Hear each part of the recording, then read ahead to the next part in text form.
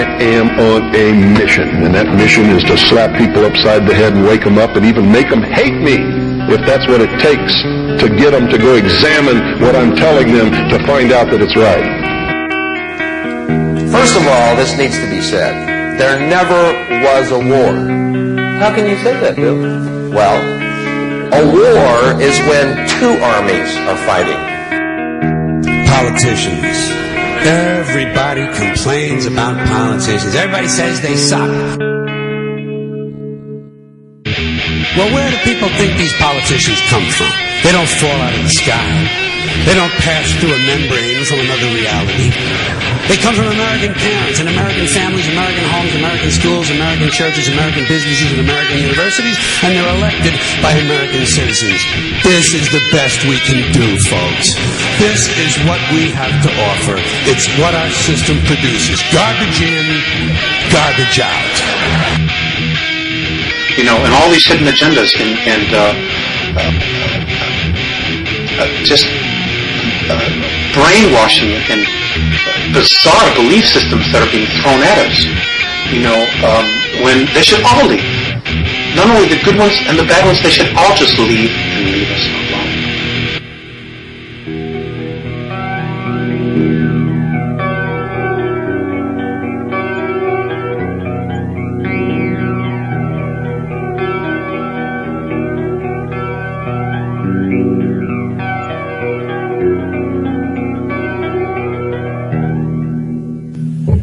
And happy Tuesday, everyone out there in Radio Land. Let me fix my mic. There we go. Yay, Tuesday. Yay for Tuesday. Woo, it's Tuesday. And we are live tonight, everyone. And this is Just in Time with Justyn and James. Did you mention we were live? I think we're live. We're live? Does that mean someone's listening? I don't know. I think someone's listening to us. It might be live. So anything we got to say is going to be distributed across the entire world via electrons and sound waves and air waves, and here we are. Freaking sweet. It's gonna be sweet, dude. Freaking sweet. It's gonna be sweet. Right. Sweet, dude. So yeah, Just in Time, and I'm your host, Justyn, and my co-host, Mr. James, is here. Mr. James. Hello. How are you? That was totally uneventful. What do you expect from me? What do you want from me? I don't know what I want from you. All right. Well, see, there it is. Here we are. We're all here live. We're live, and we have phones tonight. Anyone who wants to call in. I screwed up when I was logging in, and I might have tried to call Jules. But it's fine now. I called the radio, and we're online perfectly in time for... Just in time. So Sweet. I screwed up, and in just in time form, I'm just in time. So here we go. So we got phones tonight, everyone. It's 718-717-8296. If you want to call in and ramble with us, it's going to be a long 2 hours of ramble fests. And my computer is not. There we go. It is not doing what I want it to do, but it has now. So I hit it with a hammer and threatened to shovel at it, and it definitely listened. Thank you, Mr. Made in Taiwan. Okay. So, Mr. James. Mr. Justyn. It's been an eventful last 5 days for us. For us? I don't know. Me and the mouse in my pocket have had a pretty good time. Ah. Yeah, you know, I've been sans work since Friday. Woo, sans work. Congratulations again on making the break.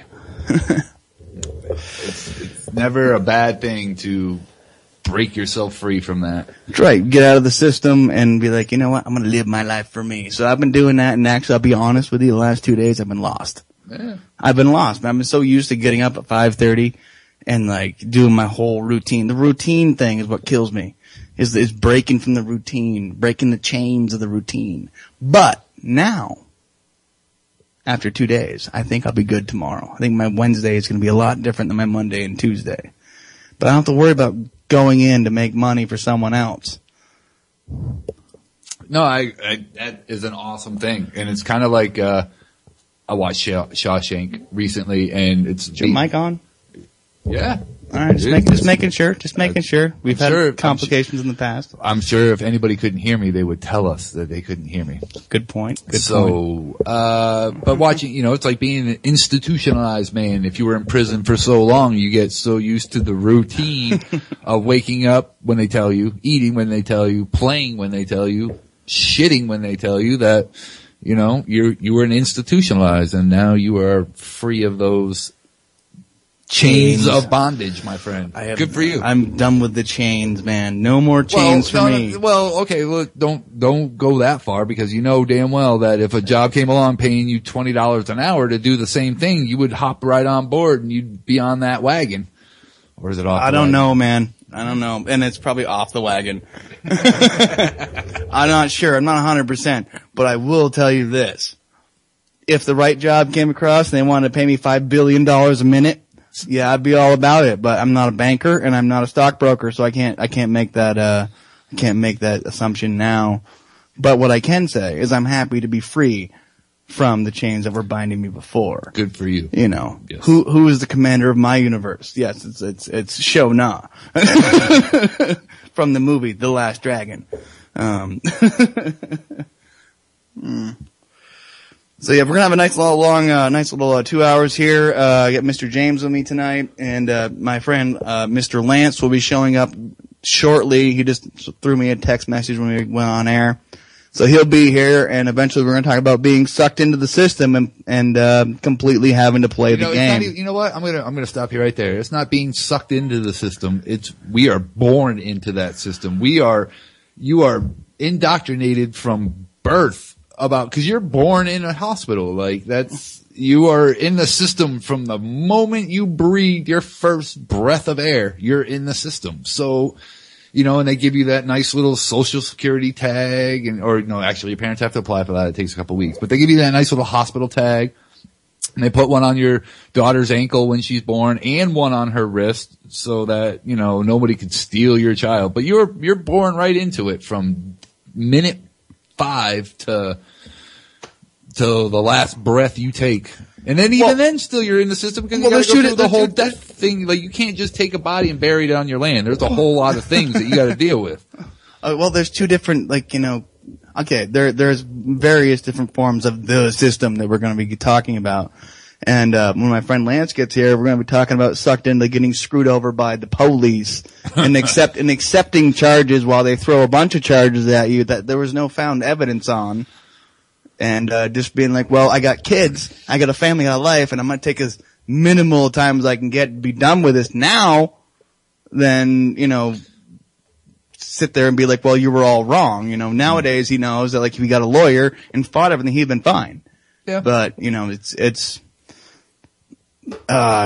difficult to describe, Oh no, I've been privy to being part of that system as well in my adult life. And it's not a great thing to be a part of because it follows you wherever you go. And, I got pulled over a couple years ago and, the officer came back, nice guy. He wasn't a prick in any way, but he was like, "You like to drive pretty fast in this car, huh?" And I was like, "Yeah, why? What makes you say that?" This is when I had my Jetta. He's like, "You've got 14 citations in the last 19 months." That's almost one a month, dude. Almost. I've ridden with you. I don't know what you're talking about. Hey, man, the car just drove itself. It wanted to do them German cars. They got a mind of their own. Those German cars. We've touched on cars a bit this year, and I will say that I used to be a huge Volkswagen fan. Almost got a Volkswagen tattoo.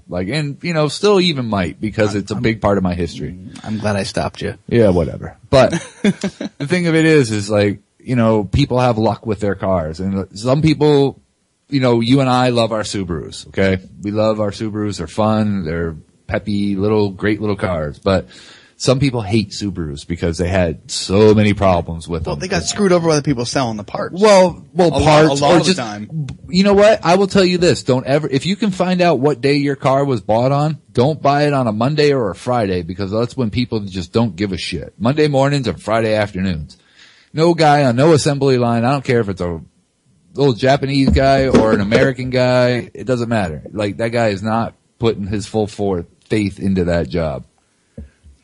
I gotta answer a text real quick if you want to talk for a second. I can't believe you're doing Well, that. no, it's from our guest who's going to be showing up I here. understand that, but I mean, this should have all been. I had no plans. Okay, shit, man, you've been And that's here. the great thing about our show that can't be duplicated by anybody is Right, that no plans. we don't plan anything. This is a free form, like, here you go. Like, it's kind of like what they used to do at the acid trips in the 60s. Like, they just get together, not that we're eating psychedelic drugs, but they just got together and hung out and partied and chilled, and like, that's kind of what we're doing. We get together and have a discussion about relative things to you and I, and which I hope is relative to a lot of other people out there. We don't regurgitate news.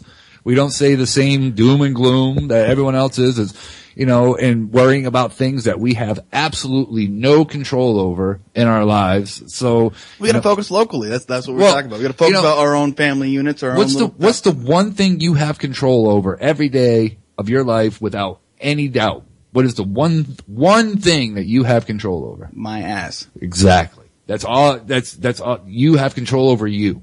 Anything else that happens beyond that, you have no control over. So, you know what? I can't worry about things half a world away. They affect me and I have to deal with it, but it's just part of what you're living is just dealing with it. So just control what you can control, handle your shit as you can to your best ability, and everything else will work itself out to an end. All in short, Cliff Notes version. Take care of your shit. Take care of your shit first.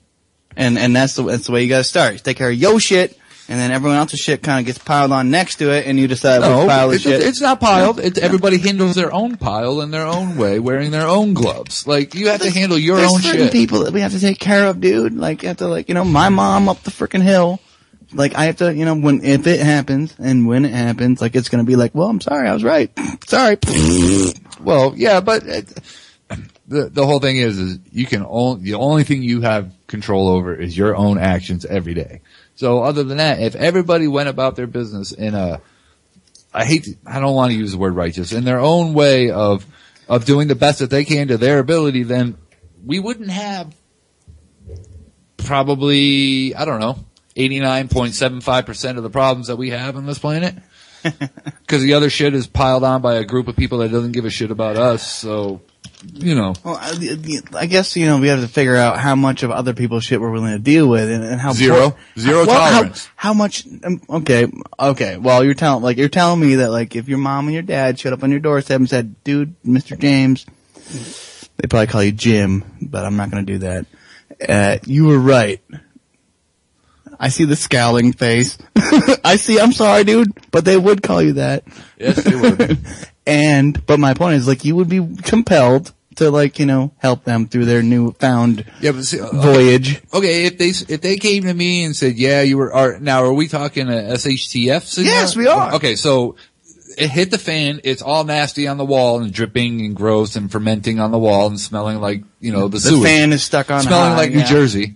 Yeah. Then, exactly. okay. Exit 14, by the way. Okay, so if my parents showed up, or anybody else for that matter, like that in my family, like people that I would tell them that this is not a democracy anymore, and you will do what you were told to the end to make everything okay. Okay, this is your job, do it. Like, there's no, like, oh, I would like to change job. No, this is what you're suited for. This is what you do. Like, right. I have zero tolerance. Okay, I'm a little rowdy tonight. We are not a democracy. No, we are not. No, we are not. So Well, don't even say that word like it was actually accepted at some point. We are a republic.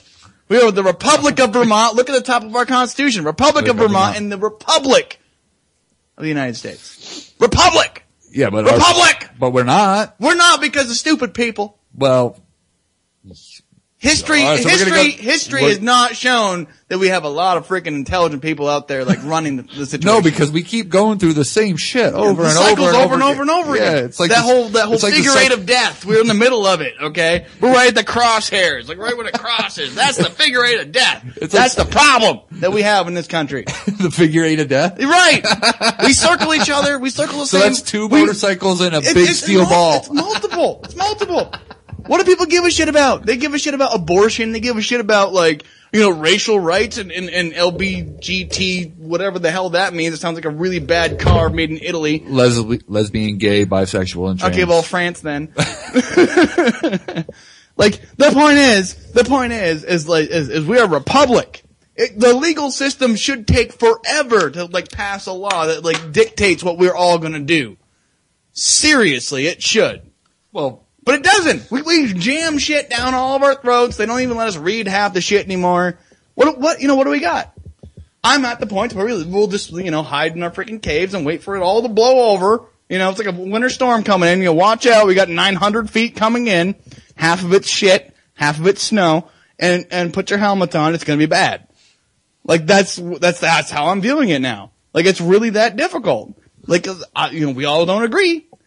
Period. There's no, like I heard on a show recently, like 99% of us can't agree that water is wet. Mm-hmm. So, like, you know, like. My water's frozen, so there.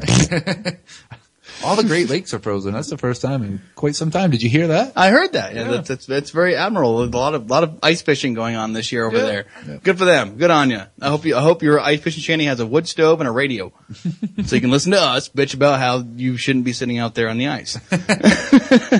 That's just one of those. I would love. I to can't get into ice fishing. I'm sorry. I could if I had a nice shanty with some tunes and a heater.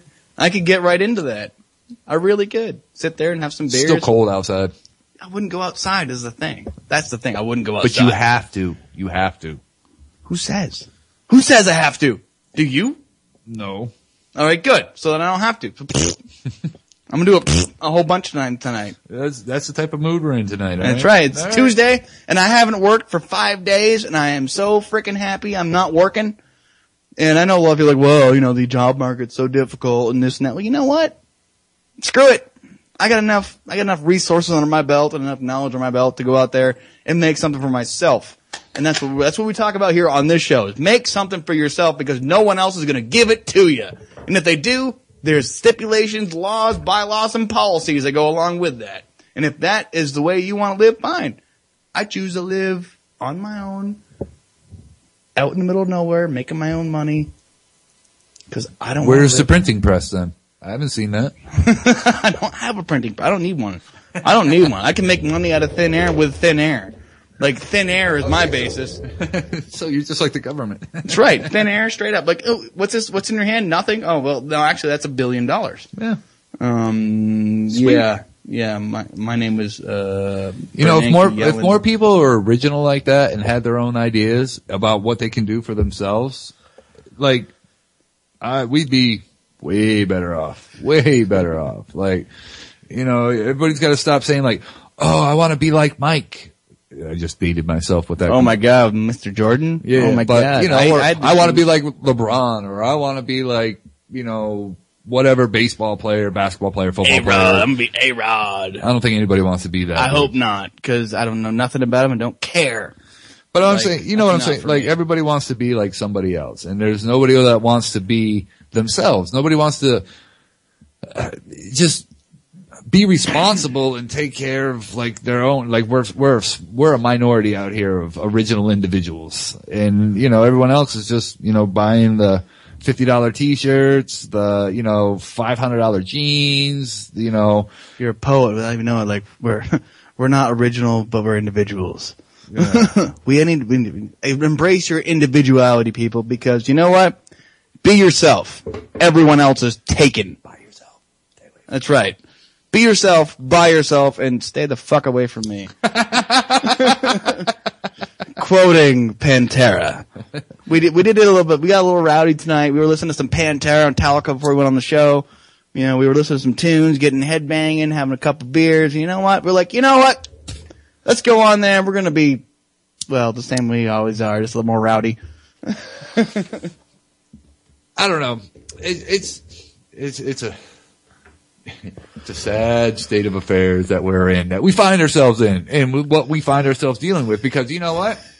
I don't remember making any of the mess that we're in anywhere, in anything, like state government, town government. I didn't make any of this mess, yet I have to deal with it all. And Yeah, we as the collective consciousness / collective people of this world need to, or this society of the United collective. States of America, and that pisses me off. Like, how arrogant are we to call ourselves Americans, and the Canadians and the Mexicans can call ourselves Americans too. So long as every other country in South America can do the same thing. We're all Americans in this dual continent. Like, we're just U.S. douchebags that think we can sway our freaking weight everywhere and start, tapping with the mushroom tattoo on people across the water. Say, hey, we don't like what you're doing because our government said so. And the retards that we got running our country, at least, them and people voting for them, says, oh, it's okay. Like, what bullshit is that? we're Team America. We're the world I'm police. a little extra rowdy tonight, by the way. You've mentioned this. Did I mention we're live yet, too? We're actually on air? I think so. Oh my God. Really? I think we're live. Uh-oh. So if anyone wants to call in, 718-717-8296, we're here live all night long until 8.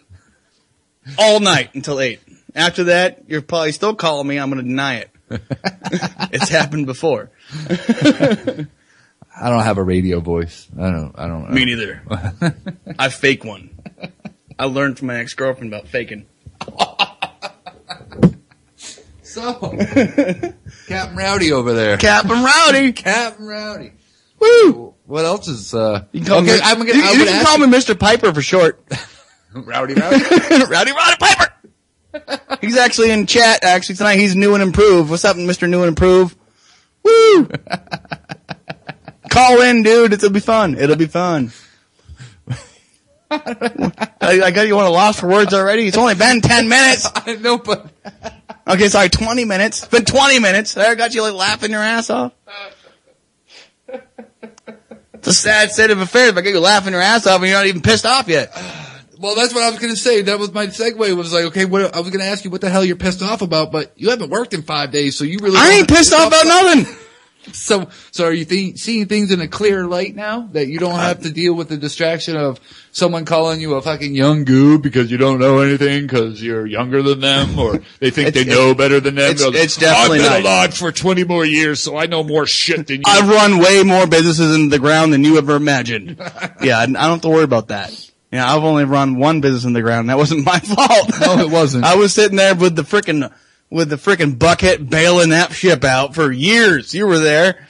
I've been there. What I'm saying is like, without having to deal with anybody that's older than you, speaking like they know more than you just because they're older, like, that doesn't mean, I don't mean, whatever. Like, so what? You're 63 years old. Okay, you've got, I don't know, 30 some odd years on it. Like, I don't give a shit, dude. If you've lived in your life working at the factory, going home, eating your meatloaf and watching Walter Cronkite every day of your life for however many years, and then Dan Rather, and then whoever else, and being spoon-fed shit your whole life, then you don't know shit either. Like, I don't know anything. Like, I'll fully admit, I don't know shit except for what I know.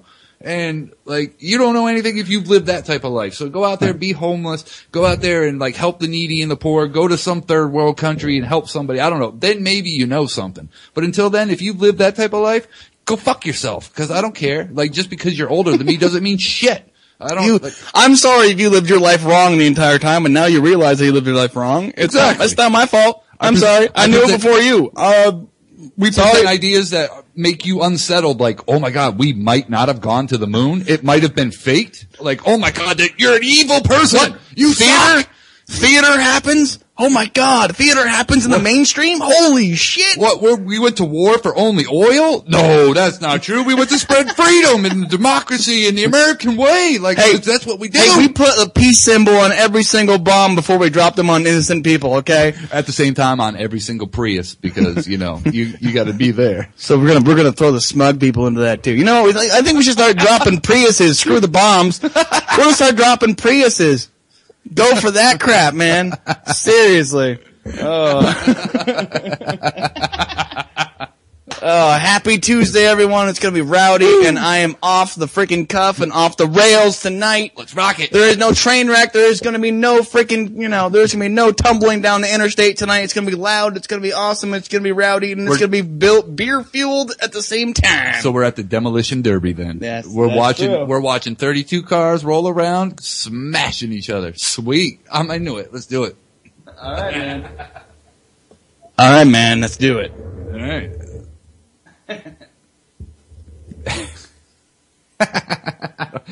Sorry, I'm like typing and trying. It's all right. It's cool. I was trying to think of something to segue. Hey, I don't know how to settle down. Like I can't help. I'm vibrating over here. You didn't take your my ADHD. My ADHD shit does not kick in yet. All right, it did not kick in whatsoever. I'm not on any medication other than reality, and that is just bad enough. I was gonna say you're kind of high on life at the same time. Like you're beer fueled right now.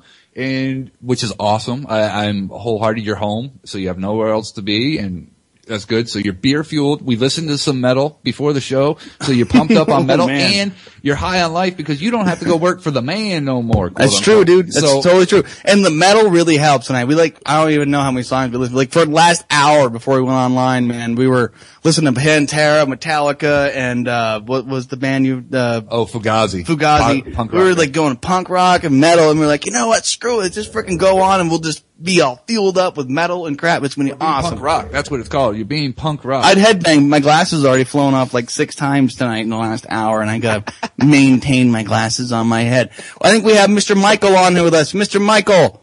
How are you doing, gentlemen? Oh, we are doing. We are doing well. How are you? I'm doing okay. I'm doing all right. Nice. Good. So what's festering your craw tonight? Right now, I'm thinking about those banker suicides. It's pretty interesting.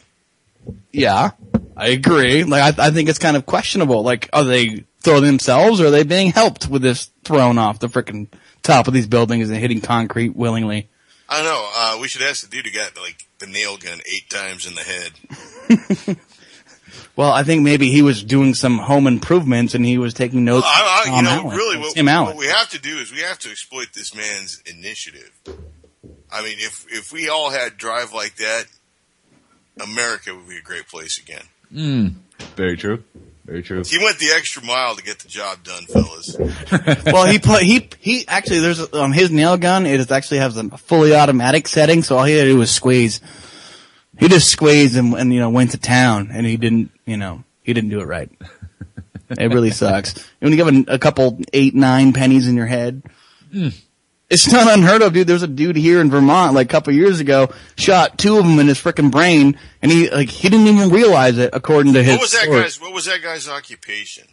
Well, he was a framer for some kind of a construction company. So this is an occupational risk.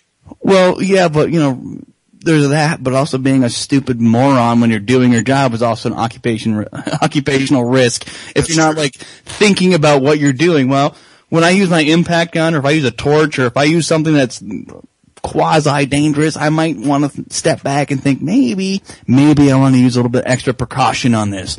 But some of these people don't. And the kid in Vermont, he didn't use any extra precaution. He put 2 9 pennies in his brain and then complained about a toothache. He didn't even realize he shot himself in the head. Oh. And he went to the doctor, and his that's the kind of dumb that hurts, gentlemen. His X-ray, dude. His X-ray ended up on the front page of the newspaper like 4 years ago, and it showed a 9-penny nail right through his frontal lobe. And I'm like, how the hell is this guy walking? Oh, well, wait a minute. He didn't have nothing to work with to begin with, so he didn't break anything to begin with. That's it. Some people have something up there, but they don't have anything up there. So I don't know about this banker that got a few freaking nails to the forehead, but actually a couple of them in the back of his head. Well, he didn't want no one to have any questions, Well, I'm telling you, this shows the dedication. I mean, this is the kind of stick-to-itiveness that made America great. I'm so stubborn, I shot myself in the back of the head like 6 times. So stubborn. Questions everywhere. I know. I just find it interesting, fellas. I mean, but that's just stories for the news and blah blah blah. I mean, because once again, there's no way we can go out and prevent, banker suicide by nail gun. No, I mean, seriously, if a banker wants to off himself with a nail gun, he's going to do it. Yeah, he's going to do it, and power to him, really. So, Wish they'd pass the idea around to their friends. I was saying you should start get on like a club. Yeah, start a social media site that they'll all flock to and convince them. Bankersuicides.com.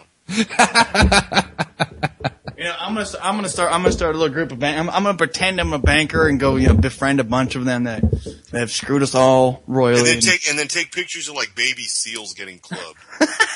Just something to bring them down, dude. Well, I was thinking about playing. Their daughter really isn't. Their daughter's really not a cheerleader because they like to sing and dance. I was thinking about playing a game of Russian roulette with these douchebags and being the last one in line and do it with a semi-automatic.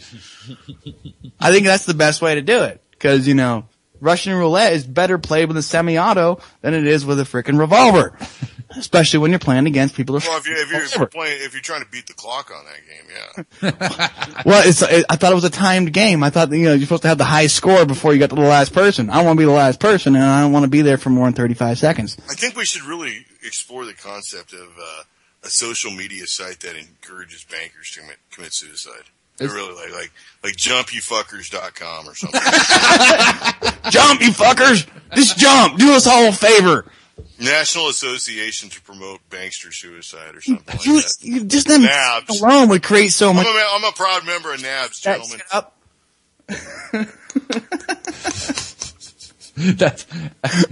Someone's got to mop them up, dude. So not only there's big money in remediation. Exactly.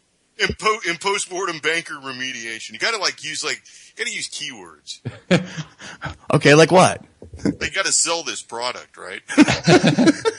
Seriously, because I think it's gold. It's gold mine. I mean, hell, if we could do that, then we can move on to like lawyer assisted suicide. Tell you what, dude, Mike, here we go. We'll open up Justyn Ham's fucking funeral home and mortuary, and then we'll start promoting all these things for all the bankers. Like a 2-for-1, like bring in your legal department. You want to get the most payout for your 401k and your retirement fund and your life insurance? Join us with the Ham and Justyn Funeral Home, and we will help you out to make your benefit off your freaking investment. The most benefit. The only problem is you might have to, eat. Well, not necessarily to make the most benefit, but to help them cleanse the palate, like tabula rasa, clean slate, to atone for their, we gotta make them feel like they did something wrong. So, so we're definitely gonna have to use the pictures of the baby seals getting hit. Because nothing turns people's that brings a tear to Andre. We show them over and over again that commercial from Coke with the polar bears drowning, drinking Coca-Cola. We need a really good song too. You need a Sarah McLachlan song there to hook you in to pull. Jump, you fuckers, jump! Please jump! You gotta find jump for the love. Jump for the children! Just jump for the children! You'll save so many children if you just jump! And it's true. That's the fact. There's this is an industry that can move on to other, non-useful industries. Seriously? I'm sure there's somebody out there that would pay us money to start off in lawyers. I bet you could just start with befriendaprisoner.com and just ask and ask any convict anywhere about a lawyer that fucked them, and you'll be golden right there.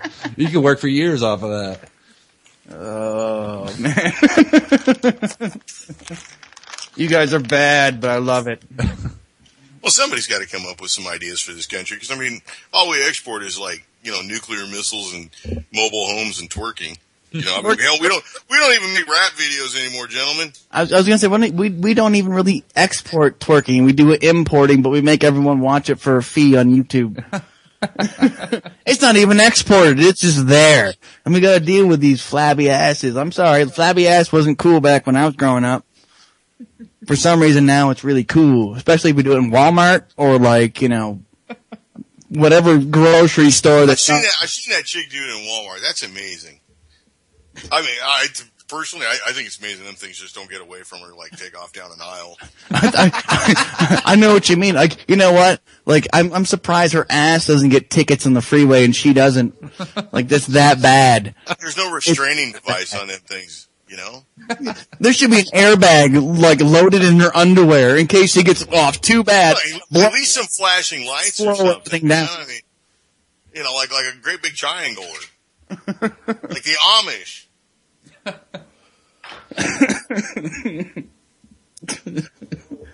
Yeah, happy freaking Tuesday, everyone. It's gonna be a rowdy one. Well, you know, I mean, I don't know if Amish can twerk. I think it's not in their DNA. I don't think the Amish can twerk. I think I've seen clog dancing for Jesus, and I'll tell you what, that's pretty close to twerking. They don't have the rhythm. They can't do it. Wait, you know? What was that you saw? What was that, dancing for Jesus? Clog dancing. Clog dancing for Jesus.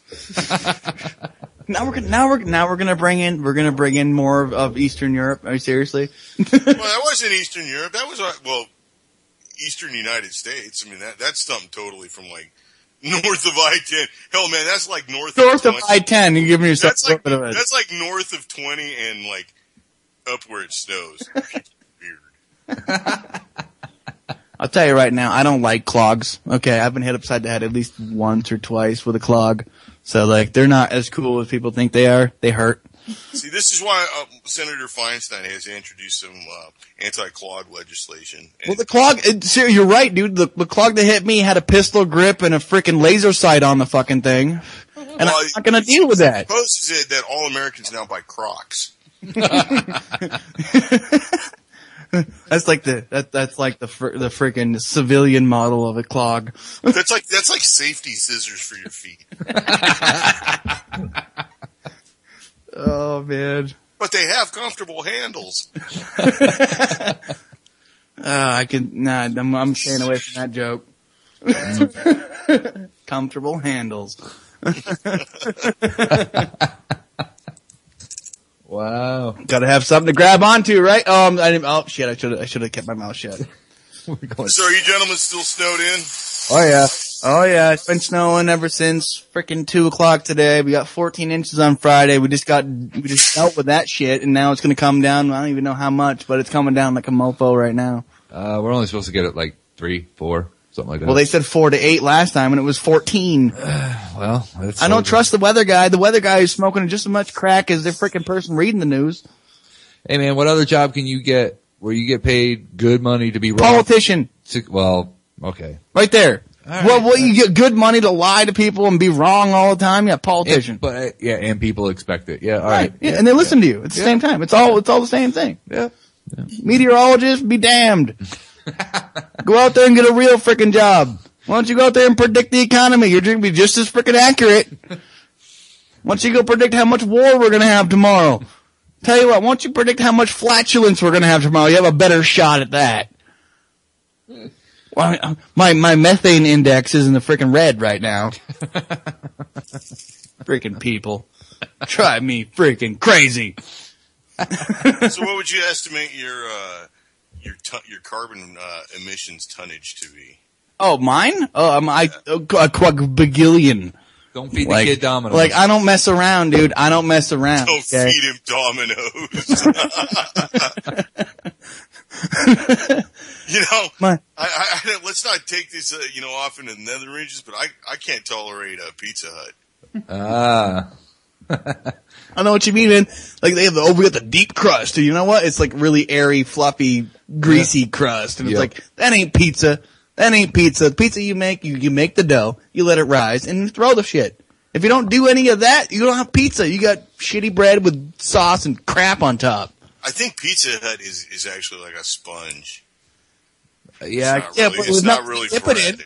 It's like a cellulose sponge with a cheese-like substance on top. Cheese-style substance.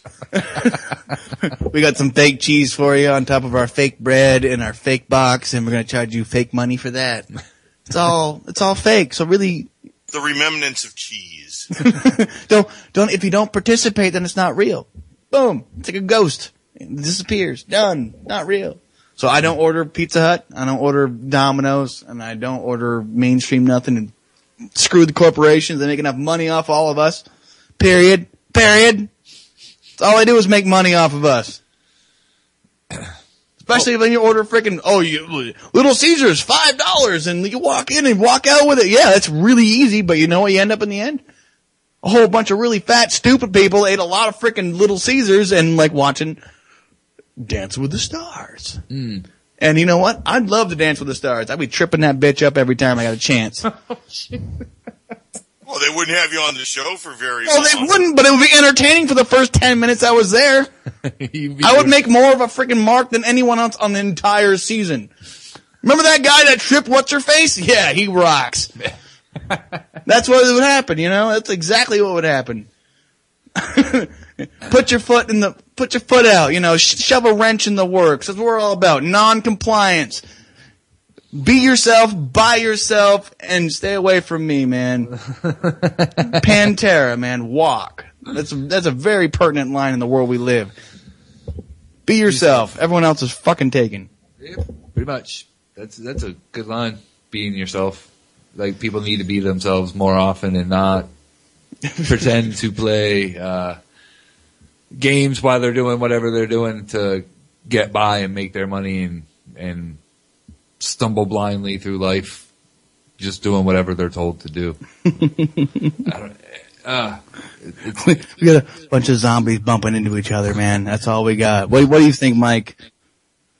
I see the zombies all the time, dude. Yeah, I really do. They're everywhere. But you know what?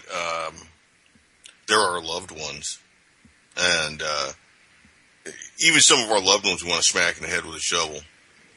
But you know, this is something I've really been thinking about.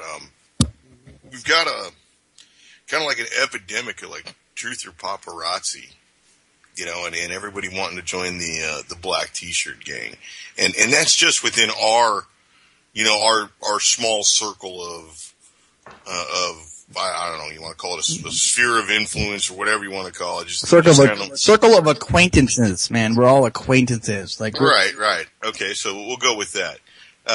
But we see the downfall of these people who are, you know, following the big names and, you know, going for the lights and sparkly and shiny. But what's going to happen when all the people right now we currently refer to as zombie and sheeple? What's going to happen when something finally, when that bell rings for them and they hear it, and who do they turn to? The first person they can leech off of, man. The most prepared person that they know. No. I'm not talking about like in the event that, you know, it's now the fecal matter has hit the fan, but, something happens in their life, you know, they've finally come to the point where they heard the bell. And what I mean by they heard the bell is there was something that rang and woke you up, something that you'll remember and hey, this ain't right. And something's going to go off for them. And, you know, for the people watching Dance with the Tards, the football junkies, the SpongeBob addicts. And where are they going to turn? You know, is it going to be the fat man in Austin? Probably. You know, actually. And what kind of power does he have over a newly angry group of, well, frankly, well-armed Americans? Dude, he's got no power. He's talking. Not now. Dude, he's talking to himself no matter what time of the year or. But it doesn't even have to be him. Who's going to be the voice of the weak? Well, why did the problem that everybody latches onto? The voice of the weak, the weak need a voice. That's the problem. They're not even smart enough to know they have to have their own voice. But he's saying when the bell goes off for them and they become awakened, that who's going to be the voice for them? Like who's going to? I don't know. None of us, because they're too stubborn. Well, that's what I'm concerned about. You know, they're going to jump to the guy who's got the best water filters and the survival blah blah blah item of the month and the hookup on the best info on ammo and how to do whatever. You know, I was talking in chat earlier with Mr. Jack Rocks and Mr. SLC Mike, And I said, you know what? I think I'm just going to start building bug out rigs. I'm just going to start building bug out rigs. Screw this stuff. I'm going to feed into this whole life is ending, world ending whole thing. And I was thinking about building bug out rigs and just, have one that's a big, huge, fat minivan with 3 tires on it with a frickin' bullhorn mounted to the roof. I'm going to call it the AJ 9000. You're not going to get anywhere. You're not going to do anything, but you'll be really loud and fat about it the whole time. The problem that we have, there is no saving the public at this point. There is none. If they haven't come to terms and even had to think for themselves in the last 6 to 8 months at the very least, then they're not gonna. They need to have that voice in the darkness. They need to have the Wolf Blitzer or the AJ or some voice out there to tell them what to do.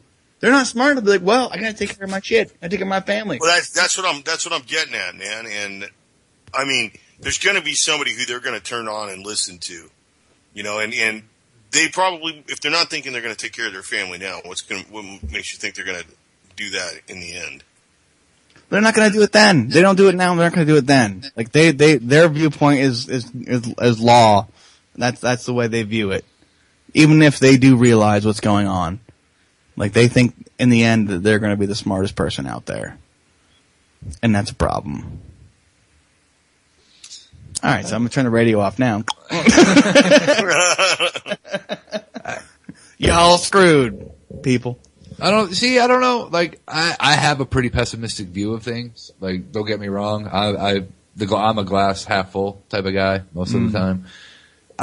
But when it comes to that, I do believe that there's something in each person that if it strikes the right chord with them, that, they will seek information and then hopefully sift it down. But my problem with it is that we're running out of time. And so I agree with what you're saying. If they don't get with it soon, then it's going to be too late regardless. But gentlemen, I already believe it's too late. Well, I agree with Mike, man. I was talking with him the other day. It's going to come down to what we decide, Mike. It's going to come down to Soviet Union collapse, where that's really what I think. We're going to have to just deal with it as the shit hits the fan. It's just going to be a whole lot of standing in line and waiting around. And why didn't we do this sooner? And look at these sons of bitches that are ruining our life again. Yep. And it just keeps on going. Well, then somebody needs to get out there with a couple of pans and start banging around and making some noise. But I don't know, I'm not that guy. I know myself because I get irritated when things don't go my way. I understand that. I mean, it's hard to be that guy who gets out there and bangs the drum. And it's unfortunate we kind of take a dim view of that guy, but well, for Christ's sakes, we've been robbed and screwed over enough by the guy that bangs the drum. Yep. Yep.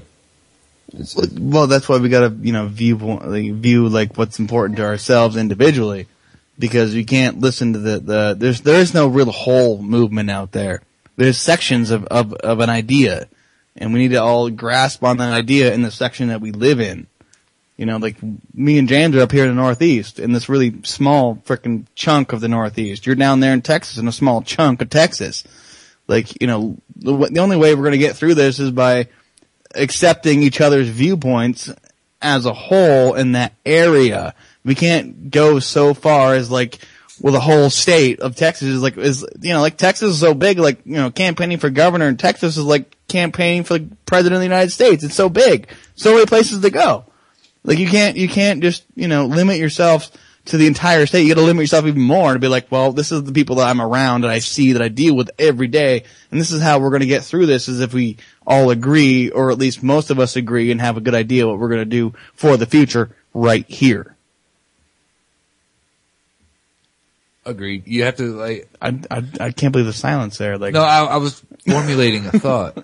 Okay. So I was gonna say, it's even if you can mostly agree, because there's things that you and I don't agree upon that you know, a lot of people will be like, well, how do you talk to that guy? He doesn't agree with you on that. Oh, like the nuclear stuff? Yeah, well, you know, we have our different viewpoints, but you know what? We accept our viewpoints and we sit there and we'll talk about the viewpoints and maybe in the end we don't agree at all. But the point is we agree on two things.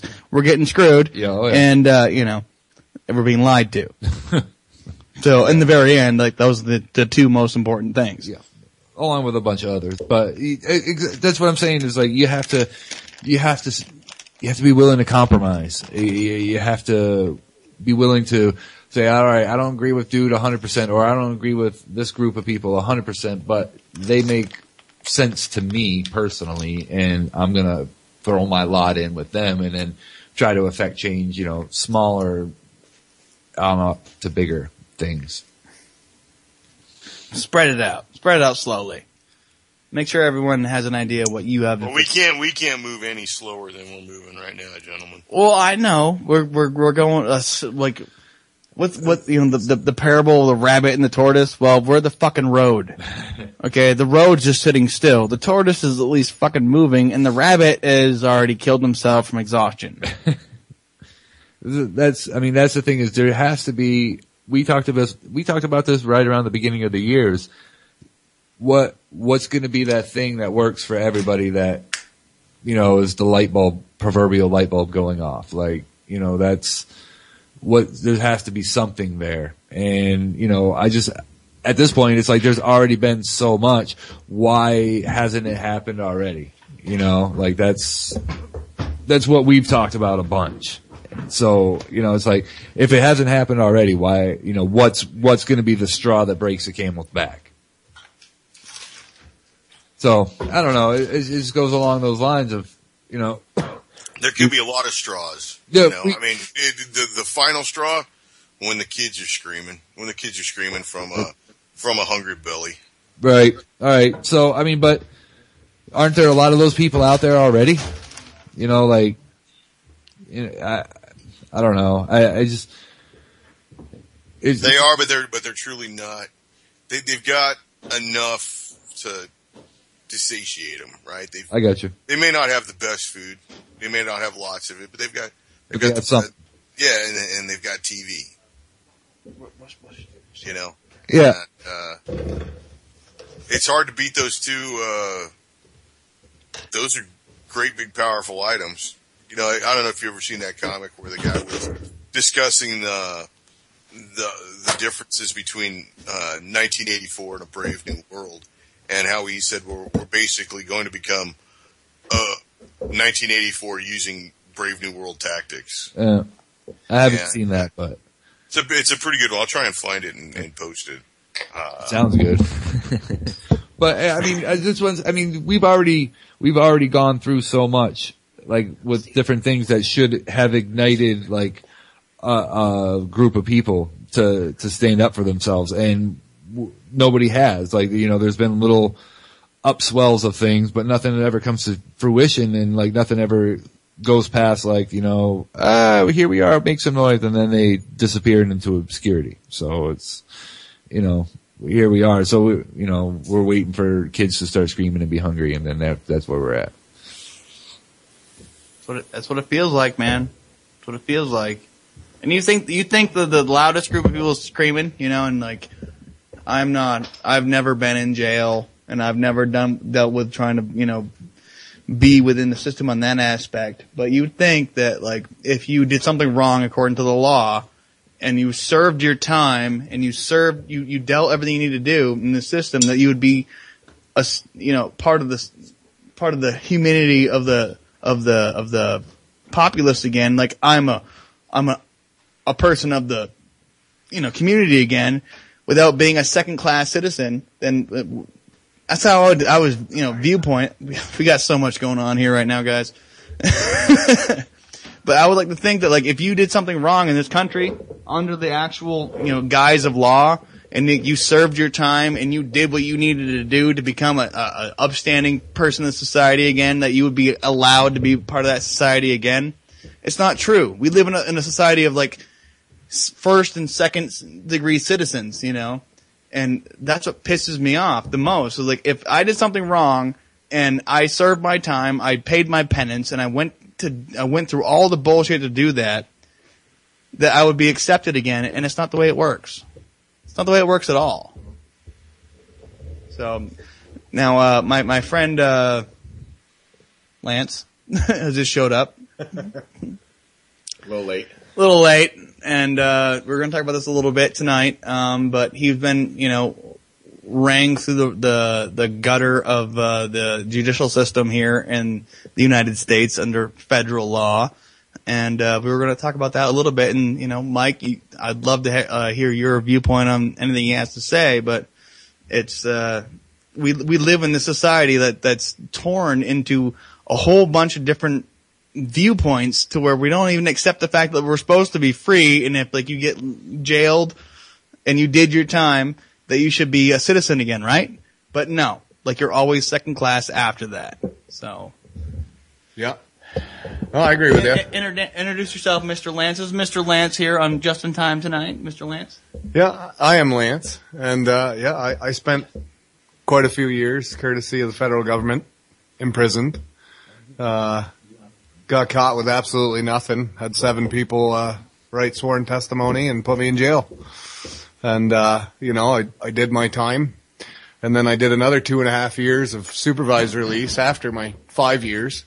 And it's been 7 years since I've been off of all that and out of trouble. I'm a business owner. I'm a master plumber. I have my own company. I haven't had a charge in probably 13 years, and yet, I feel it all the time.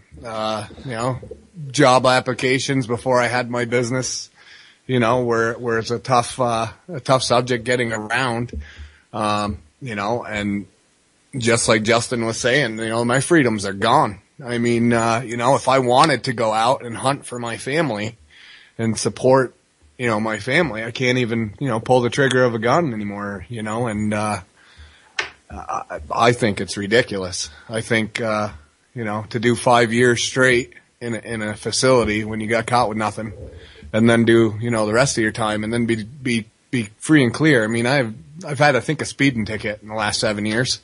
What type of attorney did you have? I couldn't afford one. So I got, wrung out by the public dick. Yeah, well, he was also, convinced that he was going to get 20 years at first because they always throw a big number at you and a bunch of charges, and they always drudge up these charges to the point to where they have a whole bunch of charges, and they start whittling them away while they do their little we'll make a plea deal with you, a plea deal here, plea deal there, and then you pretty much take what you can at that point because you got a family, you got a family to take care of, and you got people to take care of, and you can't be away for that long. So there's, you don't have the money to fight for your freedom, period. So you take what you can. Yeah. I mean, really, when I got arrested, I was actually on my way to work one day, and I had the kids with me, and we were bringing them to daycare. I forgot cigarettes in my truck. I stepped outside, and all these Ninja Turtles rolled up on me, unmarked cars, fully automatic weapons, tackled me in the middle of the street, and then started talking about 20 years I was going away for. So I had no idea what was going on, and I just shut my mouth. Then I get to the holding cell, and they actually get somebody that knows what they're talking about, and they told me, basically I signed an agreement. I'm going away for 5 years, and I didn't want to do 20. I didn't have any money, so I read the testimony. I could have taken it to trial, and if I knew what I knew today, I probably would have. But, the 7 sworn testimonies saying that, people made purchases from me from X to X, sealed the deal. They rated me nothing. Nothing. Evidence. There was no evidence on any charge. No, and I ended up with a gun charge, and I never had a gun seized or got caught with drugs and a gun, period. It was the fact that, I had legally purchased weapons during the supposed time that I had supposedly sold all these mysterious, invisible drugs that I never got caught with. So, yeah, that was great. Justice for all if you have money. Oh God, yeah. Had I had fat pockets, I would have walked. Yeah. Well, that's the thing is if you can afford a lawyer, you can afford to get out of trouble. You can make things go away. Yep. And I've been through the system a bunch in my adult life and juvenile life. Like, I've never been adherent to the rules at all, but it's, it's not stuff I'm, like proud of, but it's just part of who I am, and we are a sum of what we are. But like, I've been through that system, and I know, like, they come at you with all sorts of things of, they want the quick conviction. They want the kill ratio on their wall of convictions and this, that, the other thing. And so they just scare the hell out of you. Yep. And when you're young, you don't know any better. If they tried to do that to me now, I'd laugh at them. Well, even the public, assigned attorney that you get, he's looking for a closure rate. So, in his mind, he's like, oh yeah, take the plea. Blah, blah, blah. That's a great thing to do. Plead guilty, and, being a 21-year-old kid, not knowing a whole lot, was easy. But yeah, I'm not proud of it. And, I certainly don't advertise it. But I absolutely, whether I'm a felon or I've got long hair and tattoos, it's all the same. I've shown up to little old ladies' houses in short sleeves in the summertime and basically horrified the lady, and, You're the only master plumber I know that shows up on a job to do an estimate on a Hayabusa. It was a nice day for a ride. My tape measure fits well under the seat, too. But like Mr. Lance here and Mr. James are the two most honest freaking people I know, and that both have been rung through the system like they were nothing. And that's one of the biggest problems we have in this country is the system, the freaking prison industrial complex. Now, Mr. Lance, can you tell everyone on the radio what you used to do to make a little bit of money while you were in the system? What were you doing? Oh, boy. Well, I slave labor for how much an hour, and what were you doing for what government agency? Well, first of all, when I first went in, I was working for this Unicorp, which basically you're producing military-grade communications cables for the government for, I believe it was 14 cents an hour. And, what else are you going to do? But, they're selling these cables. Some of these cables were thousands of dollars for one of them. And we're pumping them out at 17 cents an hour. Then once the Unicorp was gone, I went to another facility. I plowed, mowed, raked, all that crap. I think I got 4 cents an hour to do that job. So, yeah. The problem, what they want is they want everybody within a system like that. They want everybody on the dole. They want everybody in prison. They want everybody in some sort of something where it is completely controlled, because that's their ultimate goal, is to completely control and crush us and create their tiered system of labor. And that's where we're at. And prisoners are the bottom of that whole thing, because as a prisoner, you lose all rights. You lose. I remember going to, actually, I've heard this twice in my life. I heard it first from my Navy recruiter when I went into the military. Was, don't do any tattoos, don't do anything stupid. You now belong to Uncle Sam. Yep. And it's like, that made me pause for a few minutes. I was like, I didn't want to, but then I heard when I went to jail for my first time in big boy jail, like when I was 19, that, it's like, your ass belongs to us. You will do what you were told, when you're told, how you're told, and that's exactly what they want, man. They just want complete and utter control over every aspect of everything that you do. And prison and jail is a microcosm of that. And that's a tiered system within that too. I mean, you go within that, and there's different levels of shit that you got to deal with in that. So yeah, I don't know how you felt about it, but to me it was like a human warehouse. I can't recall one time being called Lance or Gartner. It was a 7-digit number that I was, to be identified by. And, they're stacking us in housing. I mean, I think there was 15 of us in a 10 by 10 at one point. At one point I was attacked by guards because I had decided to open my mouth to one and told him if he'd drop his badge, I'd certainly take him on. And so he kindly hit the button on his walkie-talkie, took me into the closet before I knew what was happening. I was in the infirmary. And all my letters were held back, and phone calls were shut off until I was well and clear. And I'm sure if I had attempted to tell anyone over the phone, that call would have been mysteriously disconnected. Oh, I'm sure. So, Just like you said, you're their property. You're whatever they want you to do, you're doing it. Yeah, and if not, you can live your life in solitary. Yep. Yeah, exactly. And they like the recidivism. They like the fact that people get out and come back in. Oh yeah. They like to see you screw up. They're not a lot of prison what do you call it, programs that actually define making somebody a good part of society. No. There are some implements in there to kind of guide you, I suppose, but nothing really good in place. Well, what they want, dude, is like what JJ says. They want you to do life on the installment program. Yeah. Well, think about it. Okay, think of the industry. Okay, you got to pay a lawyer. Now, to get a good lawyer, you're talking multiple tens of thousands of dollars. $15,000 for retainer. So lawyers make money. The prisons make money. The food company that serves the prison makes money.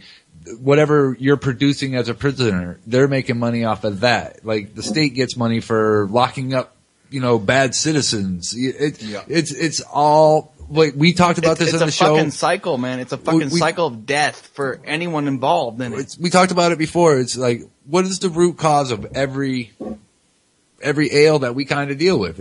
It's money. Like, money is the driver for everything. Yep. And it's not money. It's greed. Greed. Well, okay. Greed and power. Money is just an object they lust Mine is after. the driver. Mine is the driver. No, I agree with you there, Michael. I definitely, I agree with that. It doesn't matter what the money is. Like, whatever is the monetary system. Like, it doesn't matter. Well, it's more usury. It's more getting somebody to do your bidding.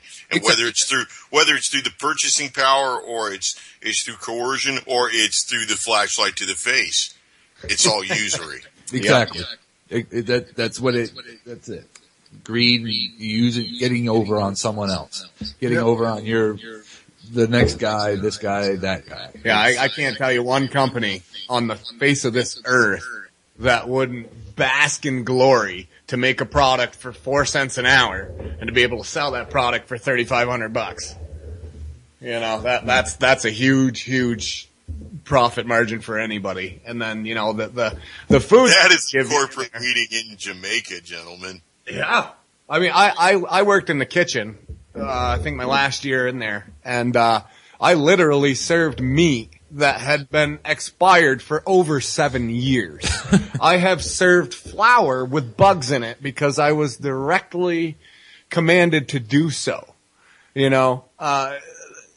is just unbelievable, the things that they'll do. I mean, hard-boiled eggs that sat out for a week, yeah, they're going in a bag if the prison's locked down. You're getting fed that. And 2 pieces of bread and a slice of cheese.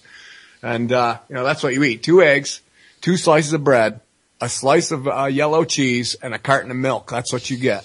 Not even good cheese, yellow cheese, and I don't know what kind of yellow cheese you're talking about. Well, have you ever seen a rainbow-colored roast beef? Yeah, that's a good one. So here we are. So, okay, we're right back again, like we've been going around and around for the last few weeks. We're right back to where we started from, of like, okay, so how do you, what is the solution for that? Like, what can we do to change that sense of usury and getting over? And I'm not sure, dude. I'm not sure, dude. Like, I'm at the point to where, like, I was like I said, again, like, I was talking with Mike the other day. It's like, it's almost like we're almost at the fucking point to where we gotta sit around and wait for the system to collapse around us. Yep. That's where we're at. Like, we can't fix the system within the system, and we can't do what we need to do to fix the system outside the system, because we'll be arrested and thrown in this prison complex.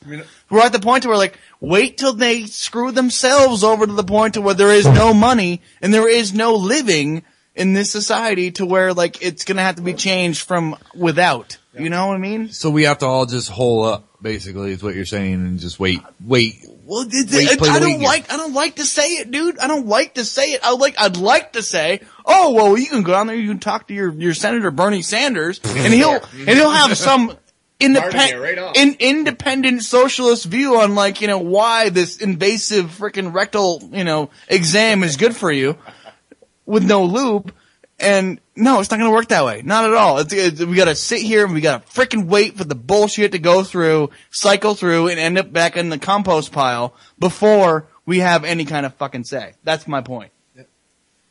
Yep. You know, I've been persuaded a few times and encouraged actually to write, whatever, my fearless leaders and ask them for a pardon. But, that pen has never hit the paper because, in my mind, I know exactly what's going to happen. That piece of paper is going to get shredded as fast as they got it in the mail. You don't have enough money or you didn't donate enough electoral dollars to get a pardon. Yeah, because that's the only way you just get a pardon from. Money equals a voice in this society, and that's a problem. That's a big problem. Right, Mike? It's a big problem. All we got is money and voices, and if you don't have enough money, you ain't got a voice.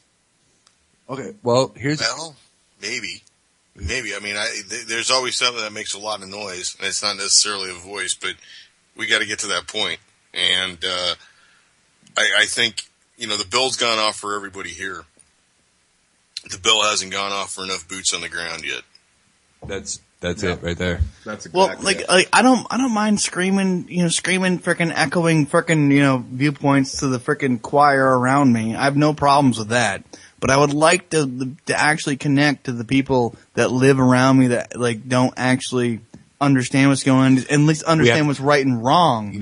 What's right and wrong.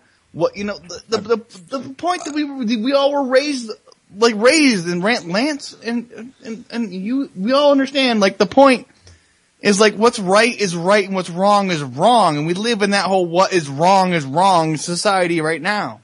I was just going to say, then, what we need to do, if you want to be heard by more people than, what we're preaching to, then we need to take this show on the road, and we need to do live broadcasts.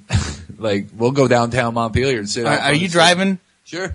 All right, let's go. Right now. Not right now, I got plenty of room. But what I'm saying, you're right though, if, and we were talking about it a little bit earlier, somebody's got to get out there and beat that drum. He's not the most liked guy, and he's going to be the first one vilified, but,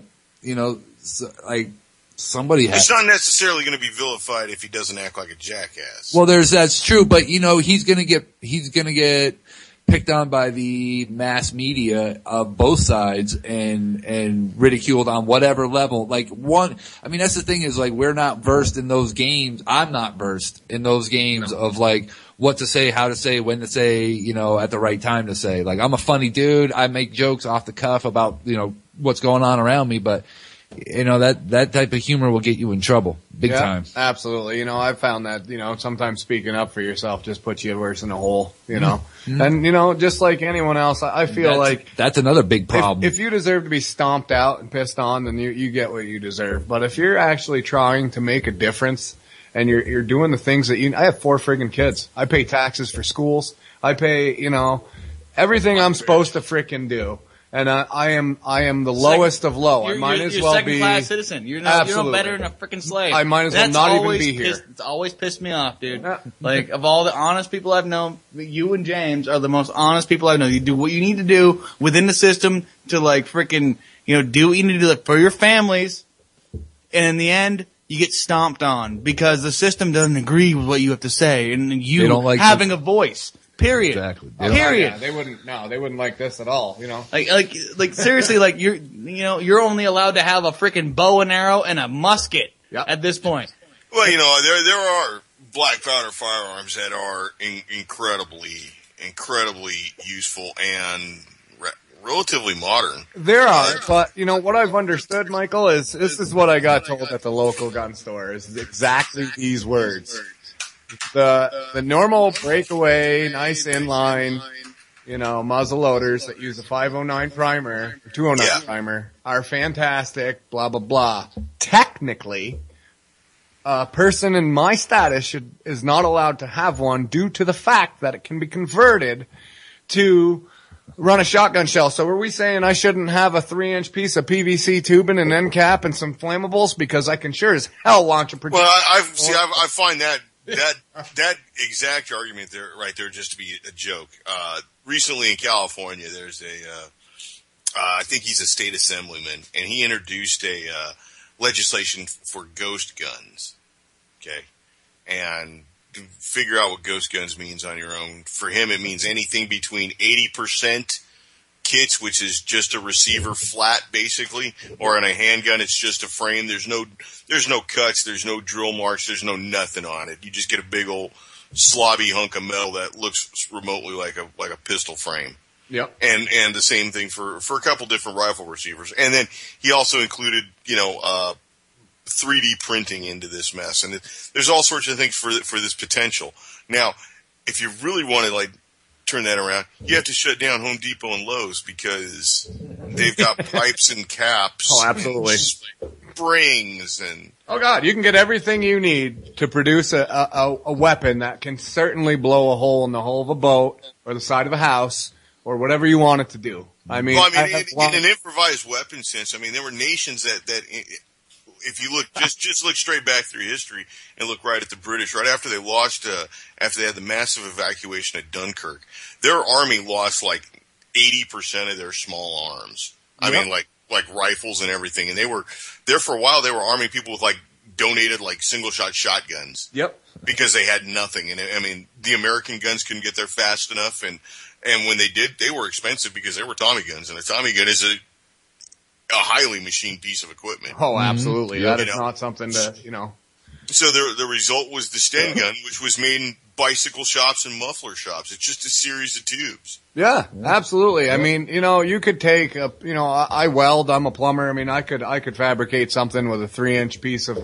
copper that would, blast something a long distance. Or I could take something as small as a 1/2 inch and I could probably get it to shoot a gun, a rifle round or whatever. It's ridiculous to me to think that someone of our stature, someone that's labeled, now that you carry this brand, Well, it's you're okay, so you're a convicted felon. Now you can't own firearms, so you're one less person that quote unquote technically they have to worry about when the resistance begins. Yeah, when the residual shit hits the fan. When they think that that's going to stop you from picking up a firearm in a fight like that. Right, but I probably know 50 people who have arsenals. And, if the shit hit the fan and I needed one, yeah, it wouldn't be very hard. No, it's not. It's all about who you know and who you trust. And whoever the government trusts is probably someone you should trust. If they don't trust you in the government, you should trust them personally, period. I feel like they should be worried more about disarming little kids and, gangbangers and, people that are out there trying to purposely do harmful destruction than to worry about a guy with a family who's got a freaking muzzleloader, Yeah. Agreed. Seriously. The priorities in the government are so fucked up. It's not even, you can't even talk about them right. But the thing is they're not our priorities. They're their priorities. It's their priorities. Exactly. It's their priorities.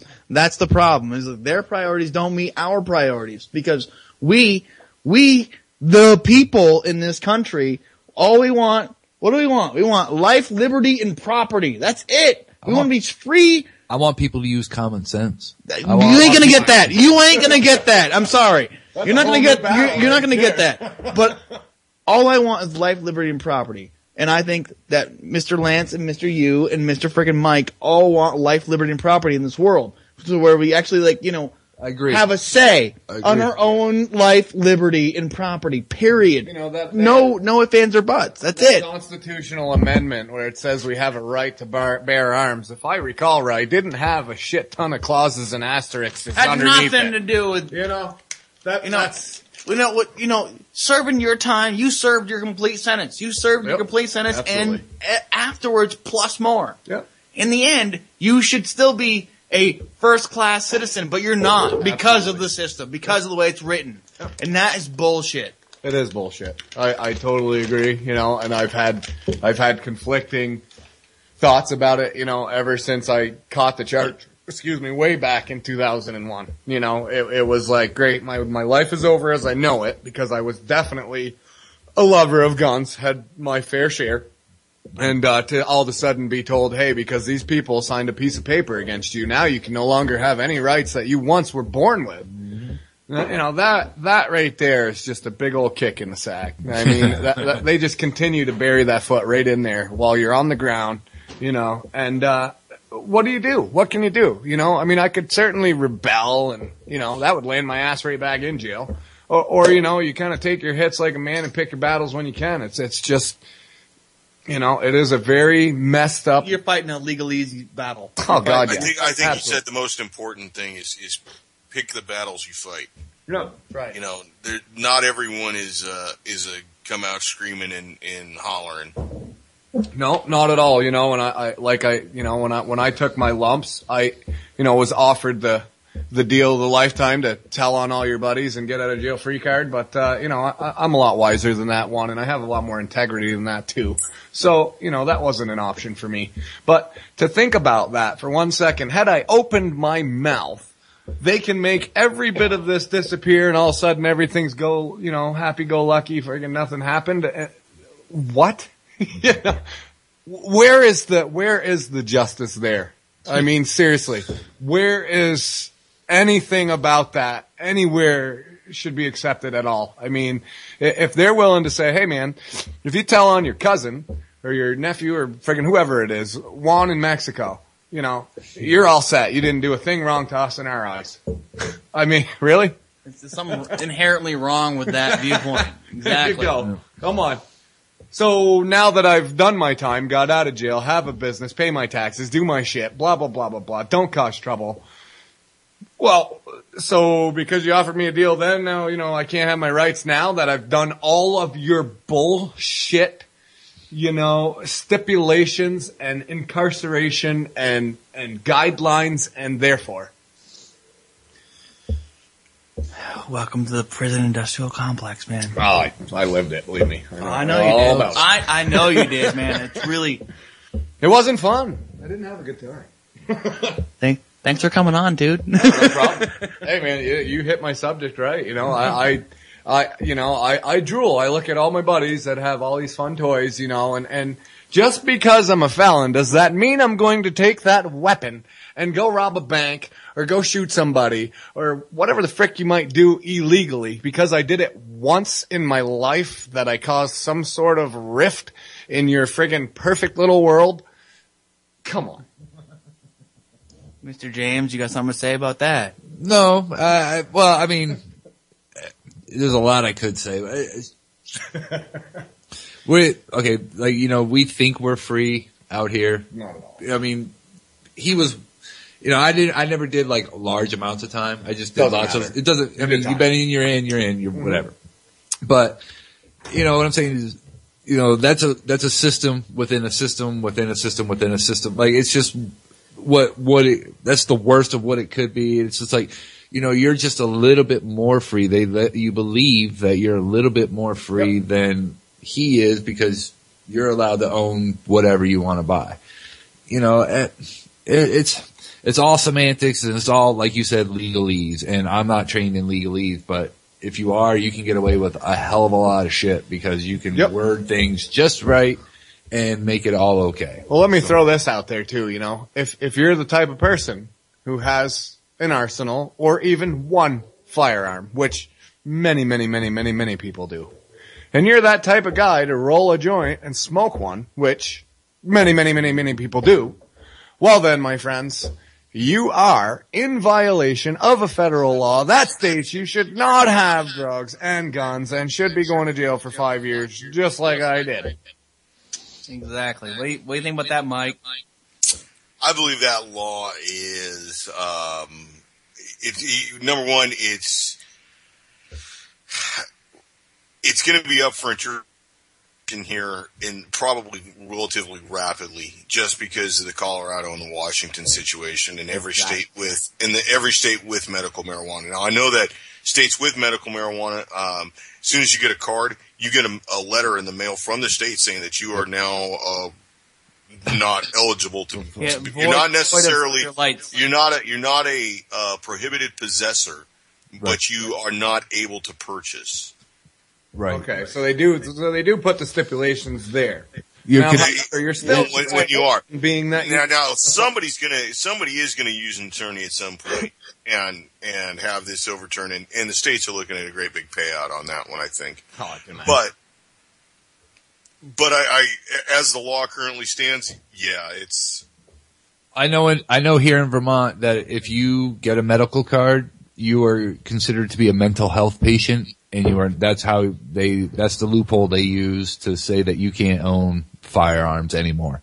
And if you have them, you have to give them up in order to finalize everything. And that's just, I mean, really? Yeah. Like, really? No, I don't know many people that are going to do that. So take that little letter seriously. But like Mike said, it's like, in states where they're making marijuana legal, like Colorado, Washington, and you're a gun owner, like where are they going to draw that line? Because it's technically legal in your state to do both. If you're technically legal, it's all about the legalese, dude. That's it. That's what we're getting down to. It's all about the freaking legalese. Like, it's all about bullshit. And you know, with Mr. Lance here, like, he could follow Vermont state law and own a firearm, period. Because there is no Vermont state law that says convicted felons aren't allowed to have a firearm. But he's playing the bigger man card and, like, you know, looking out for his family.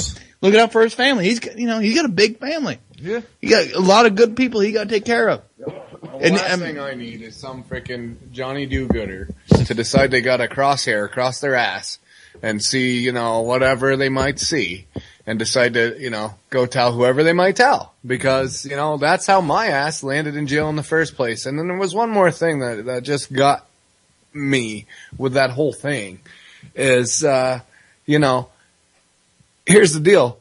People signed a piece of paper to put me in jail, okay? At the time, that was legal stature. 2 years later, they produce a law that says that's no longer okay to incarcerate a man that way. Yeah. Yet we're not going to grandfather it because we have to release a very large population of prisoners who were subjected to that same law that I was for written testimony. It's all bullshit legalese, man. You know, but it drives me freaking crazy, you know.